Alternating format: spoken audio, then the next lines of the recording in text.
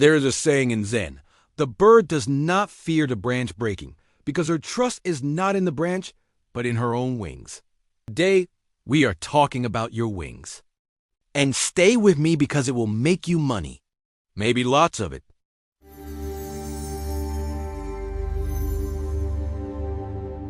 Welcome back to Still Ambitions.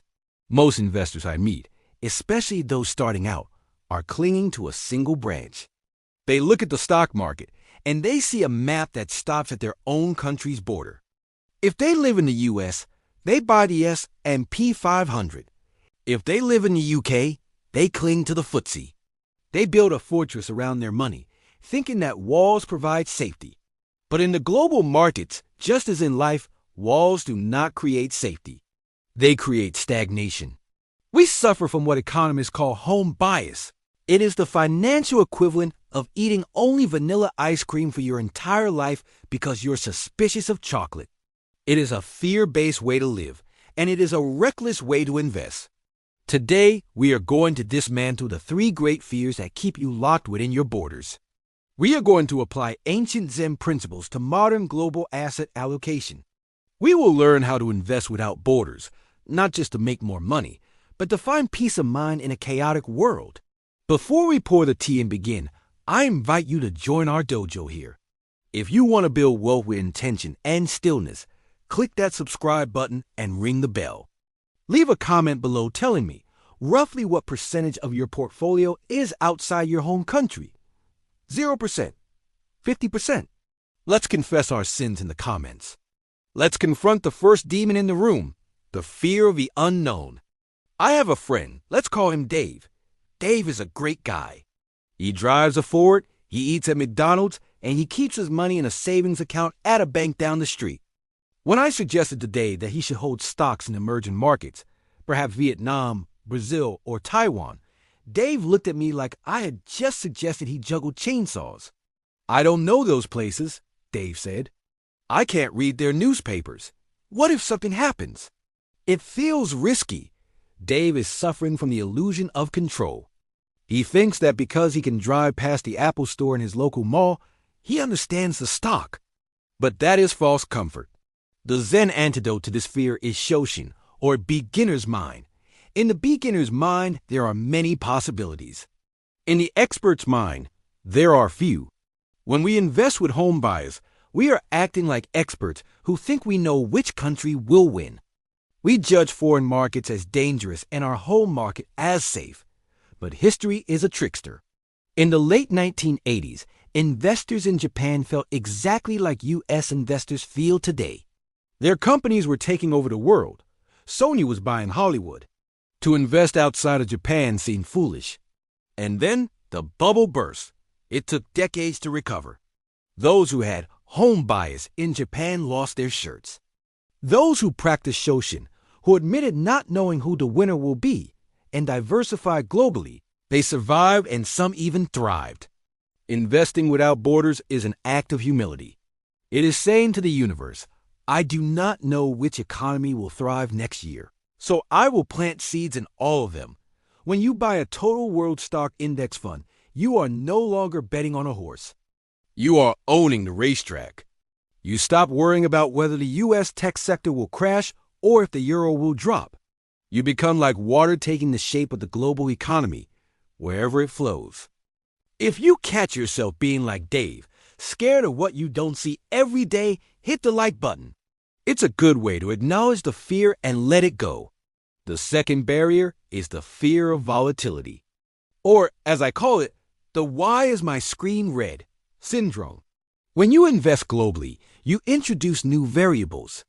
Currency exchange rates fluctuate. Geopolitics happen. You might wake up to find that your stocks in Europe are down because of an election you didn't even know was happening. This triggers the monkey mind unsettled, restless, confused, indecisive. The monkey mind screams, sell, run away, go back to the safety of cash. The Zen principle here is mujer or impermanence. Everything changes. The markets rise, the markets fall. This is not a bug in the system. It is the nature of reality. The global investor does not try to stop the waves. They learn to surf. Let me share a story. There's a famous Taoist parable about an old farmer. One day, his horse runs away. The neighbors say, "Such bad luck." The farmer says, "Maybe." The next day, the horse returns with 3 wild horses.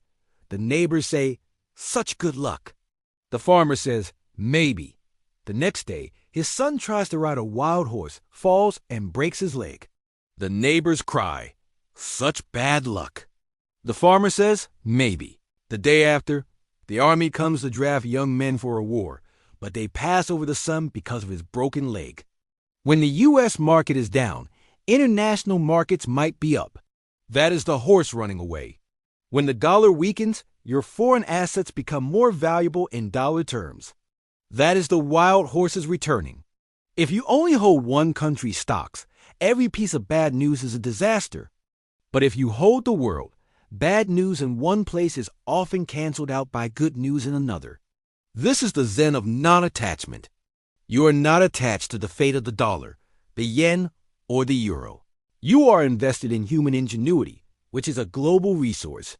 By investing globally, you are lowering the risk of your portfolio experiencing a total catastrophe. You are creating balance. You are acknowledging that while storms happen locally, the sun is always shining somewhere on the planet. Are you currently checking your portfolio every day, every hour? Leave a comment saying, "I am the farmer," if you're ready to stop labeling every market move as good or bad luck. Now we arrive at the most dangerous trap, the ego. This often manifests as FOMO, fear of missing out. You look at the S&P 500 over the last 10 years, and it looks like a rocket ship. You look at international stocks, and they look like a flat tire. Your ego whispers to you, "Why bother with global investing? Just buy the winners. Just buy the biggest U.S. tech companies. You are smart. Don't dilute your returns with garbage from other countries." This is the opposite of Zen. This is attachment to the past. In Zen, we try to see reality as it is, not as we wish it to be. The reality is that winners rotate. Let's look at a case study. The lost decade. Imagine it is the year 2000. The U.S. market is king. You decide, "I'm sticking with the USA." For the next 10 years, your return is practically zero. You made no money. However, if you had held emerging markets during that same time, you would have seen massive growth. The ego wants to optimize based on what just happened. It drives looking in the rearview mirror. But the Zen investor practices Zanshin, a state of relaxed alertness and awareness of the whole picture. We cannot predict the future. We do not know if the next decade belongs to India, Brazil, China, or a region we aren't even thinking about. By owning the whole haystack, we don't have to look for the needle. There is a profound peace in this. When your friend brags at a party that he made a killing on a specific U.S. tech stock, you don't feel envy. You smile. Why? Because you own that stock too, inside your global index fund. But when another friend mentions a booming mining company in Australia, you smile again, because you own that too. You are never fully wrong.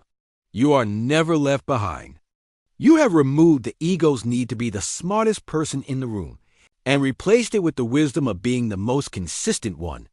If you want to support this channel and your own Zanshin focus, make sure you're subscribed. We are building a community of investors who value peace over panic.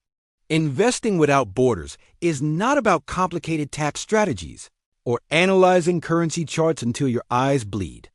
It is about accepting that the world is large, interconnected, and unpredictable. 1. Shoshin, beginner's mind.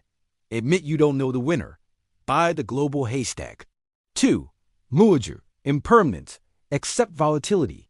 Let the global diversification smooth out the waves. 3. Zanshin, awareness. Don't let the ego chase past performance. Stay balanced. By stepping outside your borders, you are actually stepping into a fortress of mathematics and philosophy that is much stronger than any single nation's economy. I promise you a simple daily practice you can start immediately. I call it the global breath. The next time you feel the urge to check your portfolio, or you see a scary news headline about the economy, do this. Stop, Close your eyes. Take one deep breath. As you inhale, visualize the sun rising in Tokyo, starting the trading day. As you hold the breath, visualize the markets in London and Zurich buzzing with activity. As you exhale, visualize the closing bell in New York. Remind yourself, my wealth is working for me in every time zone. While I sleep, the world is building. Then put your phone away. Do not check the app. Trust the wings, not the branch. Thank you for spending this time with Still Ambitions. If this video brought you a moment of clarity, please share it with a friend who is stressing out about the stock market. And please let me know what topic you would like next. And don't forget to subscribe. Be still.